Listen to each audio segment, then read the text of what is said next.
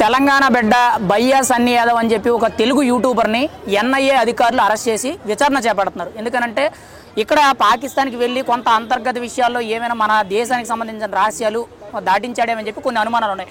మీ అభిప్రాయం ఏంటి? ఏదైనా తప్పు జరిగే అవకాశం ఉందంటారా? 100% ఫస్ట్ సారి సన్నీ గారు అక్కడికి అవార్డు ఇవ్వడం మనది రైడ్కి పోయినప్పుడు ఫస్ట్ సారి ఆయనను ఆపేసిరు. నీ దగ్గర పేపర్లు సరిగ్గా లేవని చెప్పేసి బార్డర్ దగ్గర ఆపేసిన తర్వాత మళ్ళీ రెండోసారి కూడా కష్టపడి నేను వెళ్తున్నా, భారతదేశం నుంచి మొట్టమొదటి ఇండియన్ని పాకిస్తాన్కి వెళ్తున్నా అని చెప్పేసి వెళ్ళడం జరిగింది. వెళ్ళిన తర్వాత అక్కడ పోయిన తర్వాత ఫస్ట్ మొట్టమొదటి భారతీయునిగా పాకిస్తాన్ వెళ్ళడం జరిగింది. వెళ్ళిన తర్వాత అప్పటికి ఇంకా మనకు వారు స్టార్ట్ కాలేదు. అప్పుడు వీరు వెళ్ళిన తర్వాత వీడియోలు ఫస్ట్ తీసినానని అంటున్నాడు, కానీ ఈయన వెళ్ళి వచ్చిన తర్వాత వారు స్టార్ట్ అయింది. ఏదేమైనప్పటికీ కూడా ఈయన ప్రతి ఒక్కటి మనం దీని ఒకటి చూసుకోవాల్సింది ఏంటంటే ప్రపంచ దేశాలలో అన్నిట్లలో కూడా టూరిస్ట్ తిరుగుతున్నాడు కాబట్టి కంపల్సరీ అక్కడ కూడా మన ఇండియన్ విషయాలు ఏం చెప్పిండని అనుకోరాదు. ఎందుకంటే టూరిస్టులు అంటే ఇప్పుడు పాకిస్తాన్ నుంచి భారతదేశానికి వస్తారు, భారతదేశం నుంచి పాకిస్తాన్కి వస్తారు. అది రావడం చాలా సహజం. అది ఎందుకంటే ఎవరైనా కూడా వెళ్తారు కాబట్టి. అంటే గతంలో ఆల్రెడీ ఇదే బయ్యా సన్నీ యాదవ్ మీద బెట్టింగ్ యాప్స్ ప్రమోట్ చేశాడు. దీని వల్ల చాలా మంది ఆర్థికంగా నష్టపోయారు, ప్రాణాలు కోల్పోయారని చెప్పి తెలంగాణ ఆర్టీసీ ఎండీగా ఉన్న సిపి సజ్జనార్ గారే డైరెక్ట్గా కంప్లైంట్ చేసి ఆయన మీద కేసు ఫైల్ చేశారు. మరి ఆ అనుమానాలన్నీ ఇప్పుడు పెరిగి ఖచ్చితంగా దేశద్రోహం కింద ఈయనేమైనా పాల్పడే అవకాశం ఉందంటారా?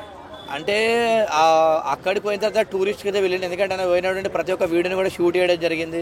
నేను ఒక వీడియో చూసిన అక్కడ వెళ్ళినప్పుడు సిమ్ కార్డు కోసం కూడా ఇక్కడ సిమ్ కార్డు ఏడ దొరుకుతుంది అని చెప్పేసి కూడా ఆయన సిమ్ కార్డు కూడా తీసుకోవడము జరిగి చాలామంది అక్కడ పోయిన ఇండియన్ అనగానే అక్కడ పోయిన వాళ్ళు చాలామంది ఒక పోలీస్ అధికారి కూడా అరే ఇండియన్ అని టీ తాగుదాం దాన్ని కూడా పిలిచిన సందర్భం ఉంది. అక్కడ అంటే భారతీయులకు ఎక్కడికి పోయినా కూడా ఒక స్వచ్ఛమైనటువంటి గౌరవం ఉంటుంది.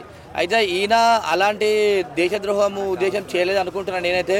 ఎందుకంటే గిట్ట అక్కడ ఈయన టూరిస్ట్గా వెళ్ళింది కాబట్టి ఆ ప్లేస్లో అయితే అక్కడ ఉన్నటువంటి పాకిస్తాన్ ప్రాంతంలో ఉన్నటువంటి ఆ ప్రాంతంలో అన్ని ఏరియాలు చూపిద్దామని చెప్పేసి అనుకున్నాడు.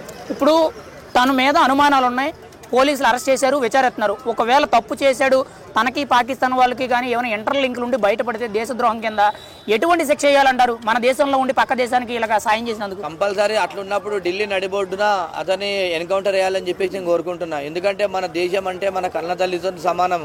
ఇలా దేశానికి మన ఎలాంటి ఇప్పుడు దేశంలో నుండి పౌరులందరూ కూడా దేశంకి ఏ సమస్య వచ్చినా కూడా మొన్న దాడిలో మనం చూసాం దేశం అంతా కలిసికట్టుగా ఉండాలని చెప్పేసి.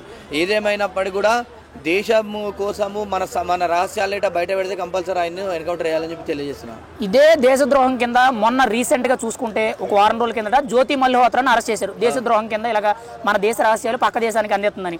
ఇప్పుడు బయ్యా సన్నీ యాదవ్ మరి నెక్స్ట్ ఎవరు ఉండబోతున్నారంటారు? ఖచ్చితంగా ఇలా దేశద్రోహం కింద చేసేవాళ్ళు చాలా మంది ఉన్నారంటారు మన దేశంలో. 100% ఉన్న వాళ్ళందరూ కూడా ఎన్ఐఏ వాళ్ళందరూ కూడా పట్టుకొని శిక్షించాలి.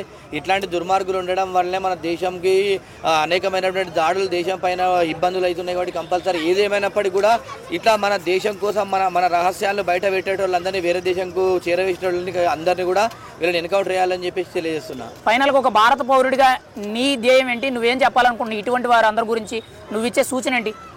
ఏదేమైనా మన దేశంకి అందరము దేశం కోసం పోరాడాలి.